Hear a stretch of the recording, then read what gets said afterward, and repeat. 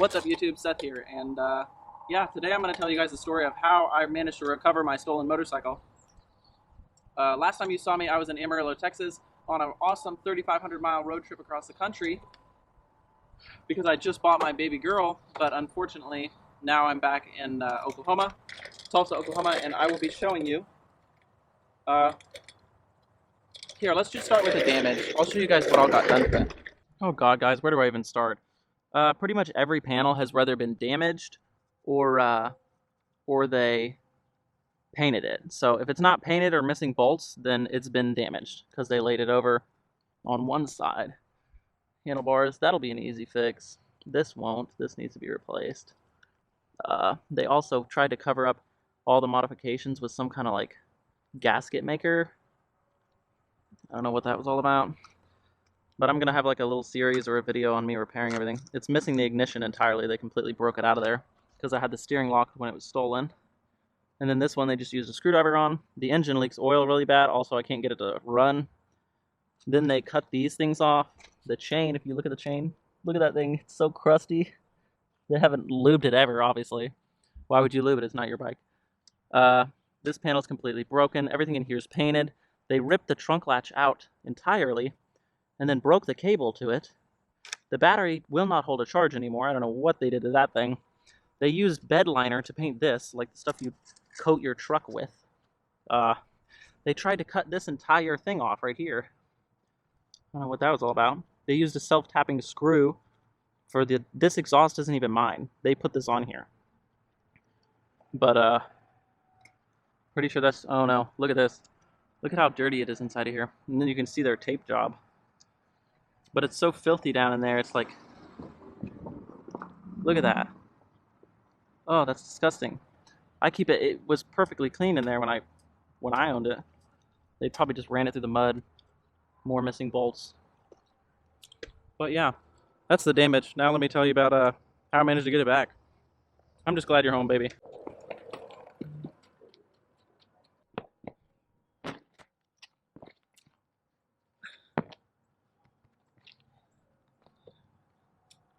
Paint me like one of your French girls. No, but seriously though, it all starts, I'm in Amarillo, Texas. I go inside of Best Buy. I'm in Amarillo, Texas, and I go inside of Best Buy to get some stuff to help me make videos, because obviously I was vlogging the whole thing. And I go inside, I was inside for like 30 or 45 minutes, beautiful day. Come outside, and the bike was right there, it was parked right in front of the place, and it's gone. So of course, the first thing I do is panic, right? I freak out. And yeah, that didn't help. So I run around and I don't see the bike. I was like, maybe somebody moved it. No, obviously they didn't move it. My heart literally sinks. It drops. I start freaking out. I go inside and I throw everything down and I'm like, hey man, can you just wash all my stuff real quick? He's like, yeah, I tell him my bike got stolen. He's like, oh shit. I run outside. I get on the phone with the police. I'm like, obviously trying to get a hold of the cops, right? And I'm on the phone with the police and I'm running around the neighborhood that's right next, like right behind the Best Buy kind of, because there's a lot of alleys around here and there's an alley that leads there. So I'm like, what if they just pushed it down that alley, even though they would have had to break the steering lock to even do that, but they, God, I need to stop talking so fast. I'm talking like 90 miles an hour. Like what am I making a TikTok right now? Calm down, Seth. Okay. All right. So I run through the neighborhood, go through all that. The cops finally show up. The cop literally tells me, this happens all the time. They're probably not going to find your motorcycle, but, you know, we'll give it our best shot. And then the Best Buy is closing, so I have to go get my stuff. And then I go to a parking lot, and, yeah, I go to, like, a Macy's parking lot, and I'm just hanging out there for a little while. But, yeah. And that's, like, the only reason I'm at Macy's in the first place is because I tried to go to McDonald's and they wouldn't let me in because the lobbies are all closed. So literally I have nowhere to go. And the motorcycle that got stolen had my sleeping bag on it. It had my tent on it. It had my clothes, pretty much everything I owned. So at this point I'm like, there's nowhere for me to go other than laying in the grass outside of a Macy's. And I'm sitting there hanging out thinking about like, what am I gonna do next? You know, it's Friday. It's a Friday night at like 8:30. It's dark outside. I'm contemplating life because this is the second motorcycle that's been stolen from me. So I'm just sitting there and I get a call, and it's card member service. It's my debit card, and they're like, "Hey, your debit card is being used for some suspicious purchases, and we wanted to know if it was you or not." And instantly, my heart drops again. Right? I'm freaking out. I'm like, "Oh my God, this is it. This is my chance." Because it clicks in my head the fact that I kept my debit card in my tank bag on my motorcycle. So there was like a fanny pack, and every time I got gas, I would just grab my debit card out and swipe it real quick, and then I could get gas, which in hindsight might not have been the best idea, but it actually ended up working out for the better, so I'm glad I did it. Because I'm on the phone with them, and I'm like, "Hey, so let's go ahead and cancel it. It's fraudulent. It wasn't me." And I tell them about my motorcycle being stolen, and they're like, "Oh, okay. So we can actually give you the address of where they're using your card." So she gives me like 3 different stores and 3 different addresses that are all on the other side of town. And of course, one of them was used like literally 7 minutes ago. So it was right then, I could literally go catch this guy red-handed, and he had gone to that same store twice, 2 times in a row. So I'm like, all right, I got this guy. And I think I'm getting a bite. No, I'm not. I'm just an idiot. Anyways, I think I got the guy, and so she gives me the addresses, and I start walking that way, even though it's actually a 2-hour and 50-minute walk. This is a big city. I call it a town, but it's a city. So I've got 2 hours and 50 minutes of walking to go. I get 30 minutes into the walk, and I realize it's not working, and I'm not going to get there in a reasonable amount of time at all. So I call an Uber. Uber shows up, takes me there, and while they're taking me there, I'm telling them the story of like what happened. Like, oh, my motorcycle is terrible, and they the lady, she tells me, well, the part of town you're going to is a terrible part of town, and she's like, honestly, if I were you, I would just leave it to the cops and yada yada yada. But I end up getting there, and right when I get to the convenience store, I realize, yeah, this is a really bad part of town. I shouldn't be here. But then I get out of the Uber, right? So I go inside the convenience store, right? And I'm inside the convenience store, and I'm talking to the lady, asking her questions, like if she can get access to the camera footage. And she says,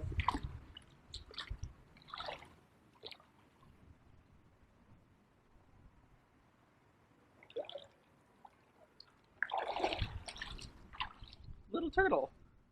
Wow, that doesn't look like the front end of a turtle. It looks like the back end. But that's the back end. Anyways, the lady says, unfortunately, she can't get access to the camera footage. Only the manager can get access to the camera footage. So she tells me, you're going to have to come back tomorrow. So I pretty much decide I'm going to call it a day. Well, actually, right before I ended up deciding to call it a day or a night or whatever, I ended up going to the neighborhood right behind there and walking all around because all the transactions were in that neighborhood. So I figured that if I went to the neighborhood, I would find something, but it was way too dark, and I was looking around and I really couldn't find anything. So I ended up just giving up, and my phone was dead. So then I decided to call it a day. And I want to give a huge shout out to my TikTok followers for sending the money so I could afford a hotel room that night, because otherwise I probably would have been sleeping in the grass. So yeah, love you guys. So the next day rolls around, and I check out of the hotel and I walk back to the convenience store. And the lady that was the manager from the convenience store ends up being really helpful. And she gives me all the information that she can, but honestly, she only had so much information to give me. So she tells me that the person that used my card was driving a late model black Impala with paper tags.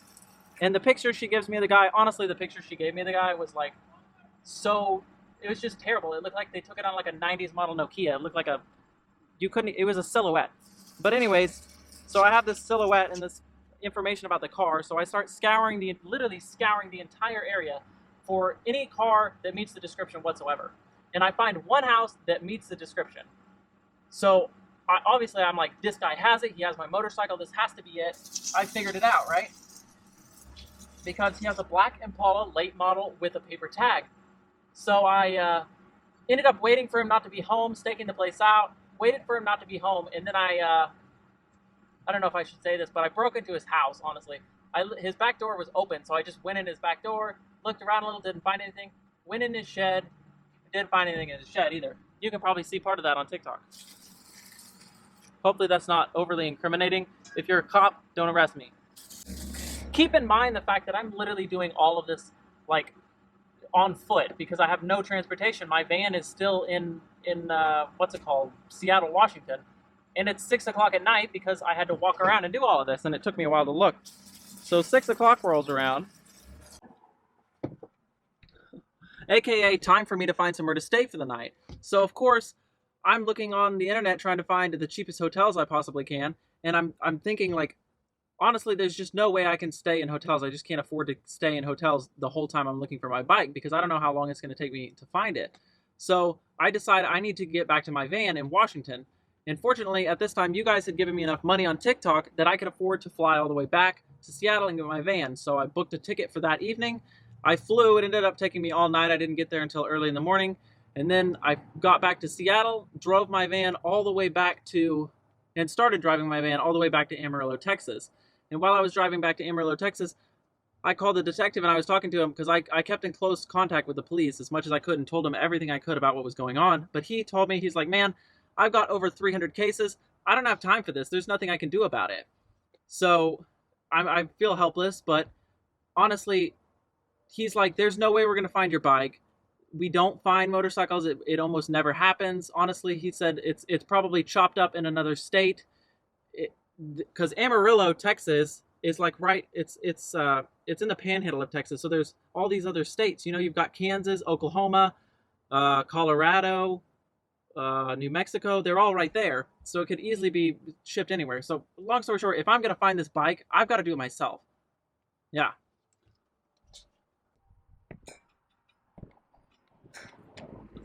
So, of course, a couple of days go by, right? And the only lead I have to go on is from a random things I found on Facebook because I was looking through Facebook Marketplace to see if somebody had put it up for sale, you know? But unfortunately, nobody had it for sale. But there was like a group of really sketchy guys that had a bunch of motorcycle parts for sale. And it was the best lead I had, so I was going to run with it. So, of course, I find out that they all work at the same place. And they look like kind of the criminal type, you know? They have like the stereotypical criminal stuff on their Facebook. So I find out the place they work at. It's a transmission shop that's like way on the outskirts of town. So I head there and I'm staking it out. I'm parked down the road, you know, looking with my binoculars to see if I can see anything. And they seem really suspicious, honestly. I really thought they were the guys. But then they started pulling up to my van and like knocking on my van. And multiple of them showed up and then a bunch of them were there and they were really knocking on the van. So of course I was freaking out. Like I was panicking. I called the police. The police showed up. Well, actually, a couple deputies showed up because it was outside of town. So a couple deputies showed up and they kind of ran them off. And then they were talking to me after I, you know, came out of the van to where they could see me. I was like, yeah, this is what's happening. And my motorcycle got stolen. And they were like, okay. And I was like, I really think these guys are the people. So the deputies go over there and ask them some questions. One of the guys actually had a warrant out for his arrest but it was like ticket stuff. So they didn't actually arrest him. They just told him, hey, you need to go pay your tickets, dude. But the guy was really nice and he let them look around the property. They looked inside the warehouse and didn't find anything. They said they didn't see the motorcycle there. And also the deputies told me that they were some really nice guys that they had worked with before and seemed like stand-up crew. So I felt bad. And if you're those people that I accidentally like had the cops show up at your house in the middle of the day, I'm sorry, because you end up at the end of the story, you don't have anything to do with this.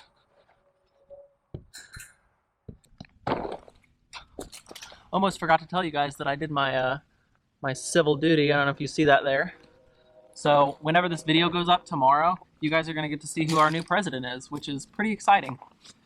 But anyways, going on with the story, time goes by and I'm completely out of leads. I have nothing to go on. So I start calling the local news stations and trying to get the whole story on the news, like, hey, I was traveling across the country on my motorcycle, somebody stole it, I'm trying to get it back. And of course the news, yeah, whatever. But and then they ended up, one of them told me about this page that was called Amarillo Stolen Stuff. So I get on there and I join the group. It's a group on Facebook, and I put up an ad that's like, hey, $10,000 reward to whoever finds my motorcycle or helps me find it. Obviously I didn't have $10,000. I didn't have anywhere near $10,000, but I was desperate. Okay, so, and it ended up working, so thank you very much. But a couple days goes by, the news doesn't contact me, so the news thing didn't work. And this guy messaged me on Facebook. His name's Aaron, and he's like, hey, I he says, I know who stole your motorcycle and I can help you get it back. And I'm like, oh, okay, sure, but I don't know if he's serious or whatever, you know. So I ask him some questions, and he knows everything about it. He knows like where it was stolen, what time it was stolen. He knows some of the stuff that was on it and things that only somebody that stole it would know. So I'm like, okay, this guy definitely knows what's up, and he's my number one suspect right now. I'm super happy. So I show up at the guy's. Well, okay, a friend of mine from here is a sheriff from here in this town. This is my hometown, and he helps me get the guy's address. So because his full name was on Facebook. So I show up to the guy's neighborhood and I park my van outside and I walk around, you know, and walk around his house. In Amarillo, every house has like an alley behind it. Like most of the neighborhoods have alleys. So I just creep behind the alley right behind his house and I'm peeking over his fence and I see multiple motorcycles back there. Motorcycle frames, motorcycle parts, like engines torn apart. It's a chop shop is what it is. I'm instantly, I'm like, this is it. And then I see a garage over there. I'm like, he's got to be in that garage. So I pull my van around and I park right in front of his house, right there. But like across the street, so it's not completely obvious, but it's still pretty obvious. And I grab my binoculars and I'm looking through a crack in my window, just like a little crack in my my shades there, you know. And I can see him outside, and there's a motorcycle just like mine sitting inside the garage, like the same model and everything. And there's a bunch of other bikes. He's got one sitting outside, and he's working on them. And while he's working on them, I see him go back into the back and try and start one. And it sounds just like my motorcycle. Like I can hear him starting my motorcycle, right? So instantly I freak out, and I'm like, this is it. And he messages me. He can't get it started. For whatever reason, it won't start. So he just gives up and walks off. And then I see him on his phone with my binoculars, and he messages me and says, hey, $2,500 and I'll find your bike for you. I'll go get it from the guy, is what he says. Go get it from the guy. So I'm like, this is it. The guy's got my bike. Of course, I call 911 right away. And it takes like 2 hours for the police to show up. But eventually, when the police do show up, of course, that's when Andrew sees the cop car sitting out front of his house. And he panics. He grabs the garage door, slams it shut, and then he jumps over the fence and runs away. And I go over to talk to the cops and like tell them what all is going on, and they're like, we can't actually go in the guy's garage. We need a search warrant in order to go in his garage. So there's nothing, you know, we can do or whatever. And while they're talking, I literally just walk off and walk up to the guy's garage, because it's like, it's not one of those you push the button. It's just, you know, you rip it open. It's like an old garage. So I just pull the garage door open, and instantly my face just completely drops and my heart is like stops. I'm like, oh my God, like what have I done? Because my motorcycle isn't in there.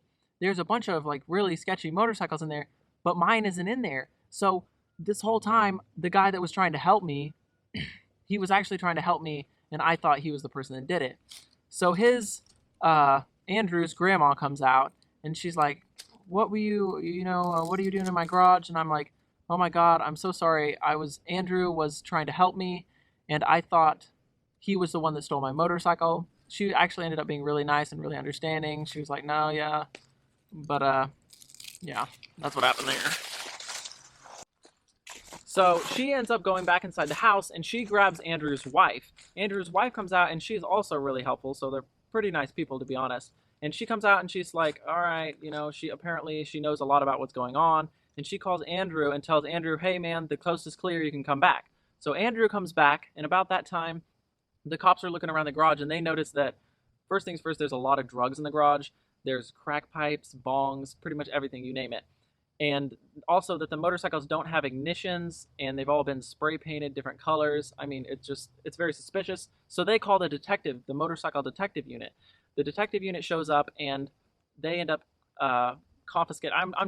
Let's start with this. I'm talking to the guy. This is the guy that was assigned my case, and he's telling me that, hey man, you're never gonna get while he's doing this, he's picking up the bongs and looking at them. He's like, hey man, you're never gonna get your motorcycle back, dude. He's like, trust me, it's chopped up. You're just gonna end up getting yourself killed. Picks up crack pipe. He's like, it's not worth your time. He's said, these people are not trustworthy, and literally they might be on a high right now and tell you a bunch of stuff and then never tell you anything again. You just can't trust them at all. So yeah, I start talking to Andrew, and he's like, hey man, yeah, I'm just trying to help you. And about that time, they start loading up all these motorcycles, because all of the motorcycles were stolen. or 3 of the motorcycles were stolen. So 3 of them, they ran the VINs on them, and they were all reported stolen. One of them was a Honda Grom, which was the same motorcycle of mine that got stolen. So they start loading all the motorcycles up and hauling them off. So that's about the time that the cops finish loading everything up, and then they just leave. And then it's just me, Andrew, and his girlfriend there chatting it up, right? So we're talking, and Andrew tells me, man, I know who stole your bike. I know everything about who stole your bike and what they did with it and whatnot. And he's like, well, he doesn't know what they did with it. He needs to get that information. And he also tells me, they tell me we paid for those motorcycles even though they were stolen. We had no idea they were stolen. So I don't know if I should feel bad for them because they bought the motorcycles and had no idea they were stolen, or if I shouldn't feel bad for them because they were kind of obviously stolen. I mean, the ignitions were all taken out of them. You had to hot wire them. They were all spray painted. I mean, it's kind of obvious. Like, when is it obvious enough? So after that, they Andrew tells me, what the heck was that? Andrew tells me, hey, I'm going to try and get some information out of the guy. I'll go talk to him tomorrow. So he goes and talks to him, and I don't hear from him for a whole day. A day goes by, so I show up at his house, and I'm like, hey, man, what happened? And he comes out, and he's like, sorry, I went to his house, and in order to get to him to talk, I had to smoke meth with him. So they literally smoked meth together. And the information he found out is the guy sold it to a guy named Worm, and that's all he knew, was it was sold to a guy named Worm, and that's all he knew, and he couldn't help me anymore, right? But fortunately, Andrew's wife says that she actually knows Worm, which was the guy's street name was Worm. His real name ends up being Fabian Carrasco. But she knows his girlfriend, and she can go over there and get information from her. So she goes over there to try and get information out of this girl. She puts on like makeup and goes over there to her house to get information out of her. So I'm just chilling at Andrew's house, hanging out with him, and I'm helping him work on his motorcycle. I loaned him my chain breaker so we could help him put a new chain on one of the other bikes that he had left, one of the ones that wasn't stolen. And we're hanging out, and he says, hey, she's fixing to get the information because they just started taking shots. And I'm like, oh, cool. About another hour goes by, and I'm like, so are they drunk yet? Did he get the information? Like, what's going on? And he's like, what do you mean drunk? And I was like, you said that they were taking shots. And he's like, yeah, they're taking shots of heroin, not alcohol. And I freaked out. I was like, are you kidding me? She literally went over there to do heroin with this chick? Like, how crazy is that? That's the craziest thing I've ever heard. But a little bit longer goes by, and she messages Andrew and says, look, all she knows is that he already sold the bike to another guy, and he sold it for $500, a .22 pistol. She doesn't know who he sold it to, and she said it's on its way to Dallas, is all she knows. So I'm pissed. I'm like, are you serious? Like, my bike is gone, right, for good, because it's on its way to Dallas. So I'm like, all right, Andrew, let's go to their house. And so we head to their house, right? And then Andrew says, hey, we can go to the guy's house, but you can't get into his fence, so you can't really access his house because everybody knows he's got these pit bulls and they're mean, and like they're literally like they'll bark the second you get to the guy's house, right? So you go to visit him, they just start barking, right? So we go to the guy's house, and then I message his wife, Andrew's wife, and I'm like, hey, are the dogs inside? Because she's still there getting information out of the girl, right? And she says, yeah, the dogs are inside. So I jump over his fence, and I'm looking through his car, and I see that my tent stakes that I custom made, so I know they're mine, my sleeping bag, my fuel bottles, multiple of the things that were on my motorcycle when it got stolen, that they're sitting in his car, right? So I jump back over the fence, I get in my van, and I grab a screwdriver. I come back, and I'm trying to break into his car with a screwdriver. I tried as much as I could. I couldn't get into his car with a screwdriver. So I start looking through his shed, because there's also a shed inside the yard on his property. And I'm looking through the guy's shed, and there's all different kinds of motorcycle parts in there. I mean, he's got everything you can imagine. He's got fairings, engine, all kinds of stuff. So I'm in his shed when I hear the house door open, right? The house door opens, like the back door into their yard. Well, it's actually their front door. It opens into the yard, and I hear the dogs run out, right? Over the threshold. You can hear them like click, click, click with their nails. And the door closes, nobody's outside, I don't hear anyone, but the dogs are drinking water, so I know they're out there. And I cover myself up in the shed with stuff that's in the shed, and I'm like, I can hear my blood pumping through my ears. It's like, I was just completely panicking.